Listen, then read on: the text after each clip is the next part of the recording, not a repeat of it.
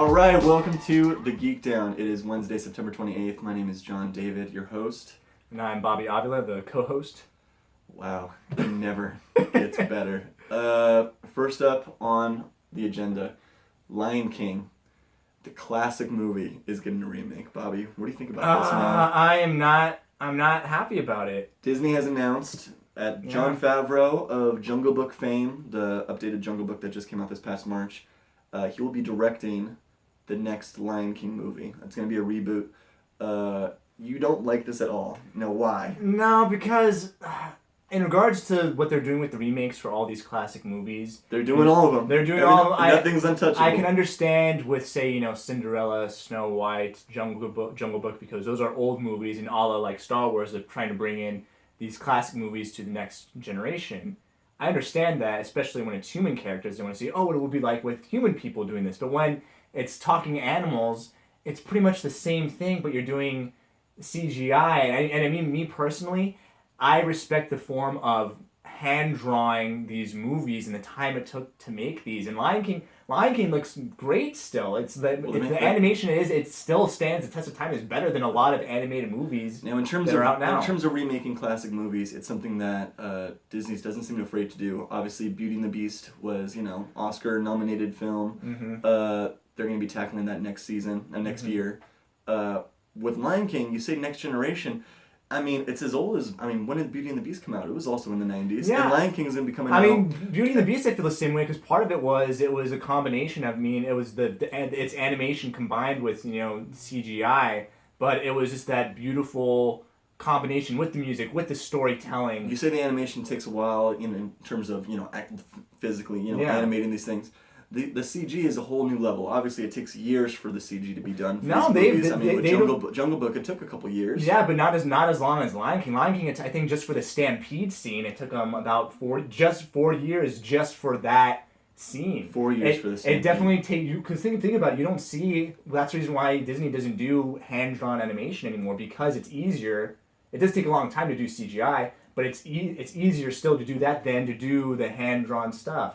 Now, with watching Jungle Book, were you a fan of Jungle Book at least? Or no, don't get me wrong, it was solid. Me personally still, I like the original better. Jungle Book. Yeah, I like I think you know what? I think and it's your opinion, but I think you're also wrong. The original Jungle Book. That's your opinion. That's your opinion. Wrong. But you're wrong. The original Jungle Book. I think it's a lot of nostalgia that is like, of course it's so great, the animation, all that. Mm-hmm. But it really didn't have like a real story. It was just a couple random, almost seems like random scenes, just kind of like thrown together for this movie. I think this the latest Jungle Book is the best version of the Jungle Book. I think Favreau is going to bring something amazing to the table in regards to this animation. It's going to be, you can't really call it live action. It's more like this computer graphic, photorealistic sort of thing. Yeah, but to me, it's just going to look cheesy. I don't see them doing like with the new Jungle Book that came out. They only used what was it? Bare Necessities. Are they going to use all the songs for Lion King? It seems like with Jungle Book. Jungle Book, they only had 2 good songs anyway. Lion King, every song that's in that movie and in the Broadway play, those are classics, man. I wouldn't mind if they recycled all of it.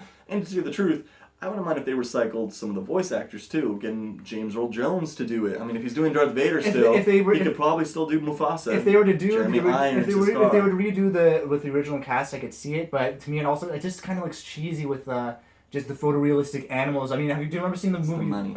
The money. But I don't care. I know what they're doing about the money, but it's like, where do you stop? Are we just gonna keep doing these rehashes? I want to see stop when it stops making money. They could make money and still come up with original ideas. Where's the old Disney that was? Dude, this is Hollywood in terms of original ideas. Because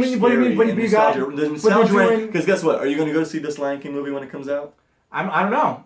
Oh, you're full of it. You I don't saw know. Jungle Book. I don't know. I saw it as a date. The girl wanted to go see it. You're gonna end up seeing the nostalgia. Otherwise, I'm not gonna see if I have kids. Any 90s kid is gonna, the nostalgia factor is gonna bring them into the theater. Any young child is gonna want to see the latest movie. I'm gonna wait till it probably comes out on DVD. It's not gonna excite me. I have to see a trailer for it first, because it just.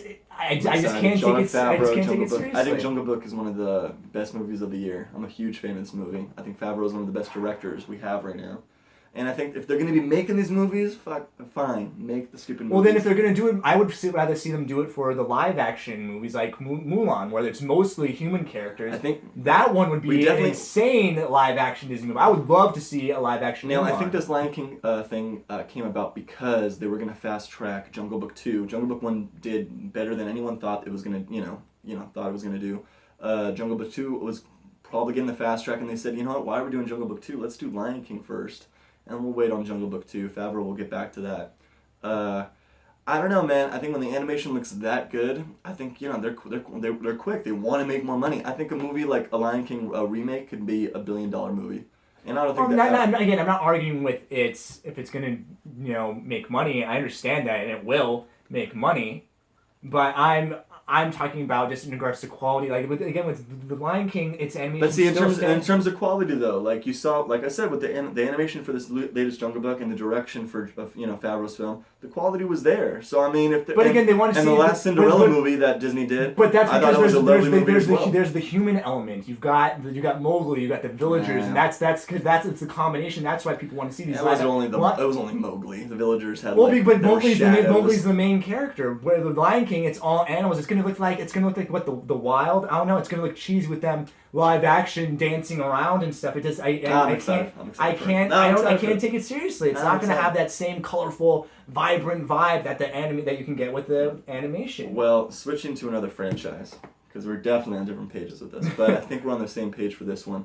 The new Harry Potter. Harry Potter universe, Fantastic Beasts, Where to Find Them. The final trailer has dropped today.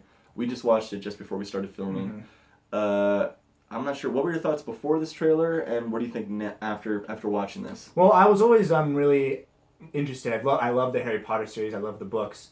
And the one thing, I guess, what I was missing from the movies, not to say that they were bad, they were a great adaptation of the books, was that experience of, when you're reading the books for the first time, not knowing what's going to happen. And you see the movies, it's great seeing them in live action, but we all knew where it was coming, and seeing it in original story and movie format, I'm getting that Harry Potter excitement again. It's a new story. I don't know what's going to happen with it.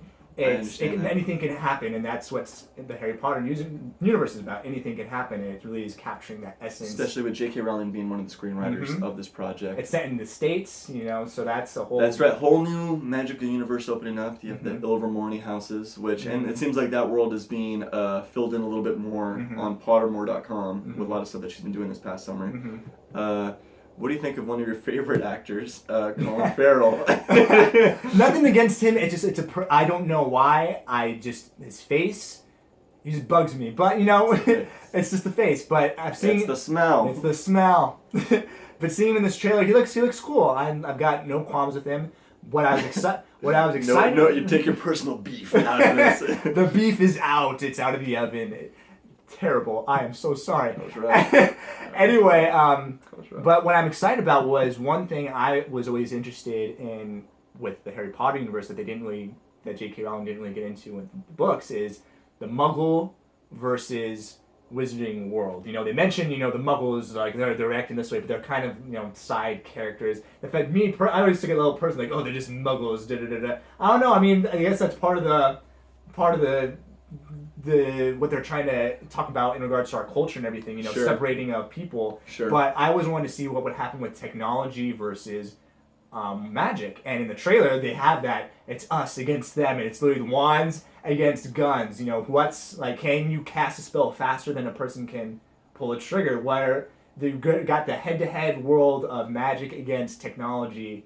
And I think that was the one thing I wanted to see they're bringing into this movie, combined with the magic beasts, which look great in the movie, and it looks great. It definitely looks, magical is the word. It just looks like this new fantasy film in a world that we already love. We've loved eight of these movies and 7 out of 8 books. We won't get into that last one, but did you ever read it, by the way? The last, the 8th story? I read parts of it. The Cursed Child. And we talked about it in our podcast. That's right. I've read enough, and it feels like just a fan fiction. And again, with the whole spoiler alert, with the whole time travel aspect, it's they go, they do all this stuff, and makes things worse, and then it's like nothing happens. From what you read, J.K. Rowling's cursed child story, do you have any worries about this Fantastic Beasts movie? And because I think they've already announced it, it's going to end up being a trilogy of films.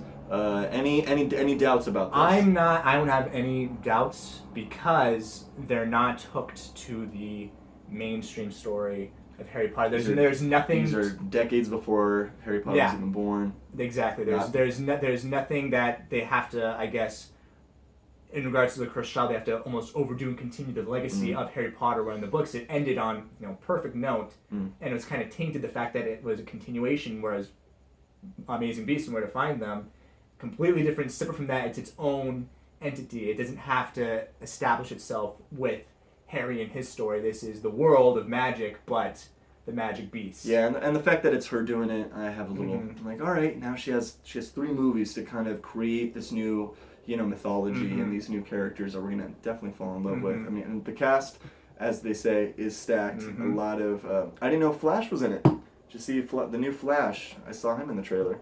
Yeah, that's right. Was it Ezra Miller? Yeah, I completely missed that. I mean, I realized that now, but I wasn't even thinking about that.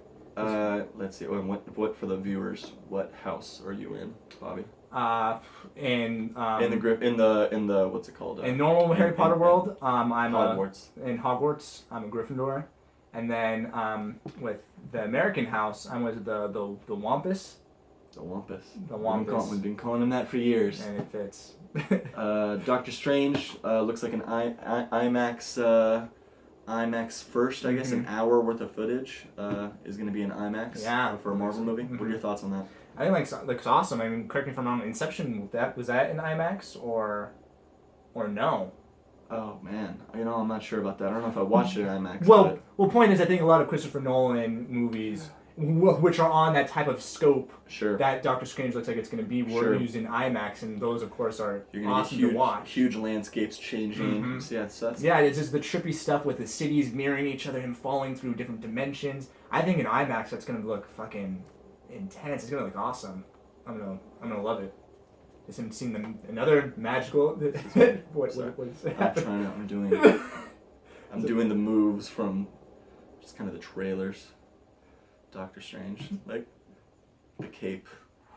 I was letting you keep going. I was gonna stop you. I was hoping for you to save me. I was enjoying it. It looked pretty good. And they have announced. We haven't talked about this yet. They have announced who will be playing Donald Trump on Saturday Night Live. Did you realize? Have you heard about this? No. Wait. Who's playing Donald Trump? It's gonna be Alec Baldwin. Will be playing Donald Trump throughout this. Yes. November coverage and all that. Well, I mean, I heard Lin-Manuel will be hosting week 2 with Margot Robbie hosting week 1. Nice, so it looks like, I mean, I don't know. I thought they were going to be missing Jay Farrow, Taron Killam. It seems like they're off to a strong start though. If they got Margot and Lin-Manuel, and Alec Baldwin, obviously, who's been an SNL god for legend, years. Yeah, playing. He's gonna nail his impersonation of Trump. And then I'm excited for Lin-Manuel. I mean, I want to see what SNL's got to parody, obviously on Hamilton. It could be a lot of fun. Yeah, I mean his it's great. We love Hamilton, by the way. Yes, we just our love for Hamilton. It's on constant loop amongst the house. It definitely is. It's gonna be exciting for comedy. Exciting for the world. That's what I say. Are we looking up into the distance? Camera 1, camera 2, camera 2. 1, 2, 3. Well, I think that's it. Short episode. Still toying around with the format of all this. Yeah. And our podcast has been postponed with Adam and Garf. Yes, but getting 4 people together. It's a tough one. Yeah, but I know it could work. This is a fun format. It's pretty laid back. I like it. Yeah. It brings a different type of energy. Yeah, I'm wondering if we're too newsy about it. If we're too professional. And I don't know. We were doing the magic stuff. It was really cool. A little Doctor Strange. And I was talking about and a wizard kind of, how they kind of do the wands. They kind of lean into it like this. This is That's good form. Well, you have a robe. Well, you have to there's the robe and then. Well, you use a lightsaber. I mean, would that work? Or it might be too much damage? It might be too thick. It's the wand. No wand is too thick. Like that's Yes, really got him. That's how you got it. All right, let's end this. All right. For here us at the Geek Down. I'm John David. Please follow us at Geek Down Podcast on Instagram and Facebook. Yes, And I'm Bobby. What he said, I just want to be included. all right. Thank you. Have a good night.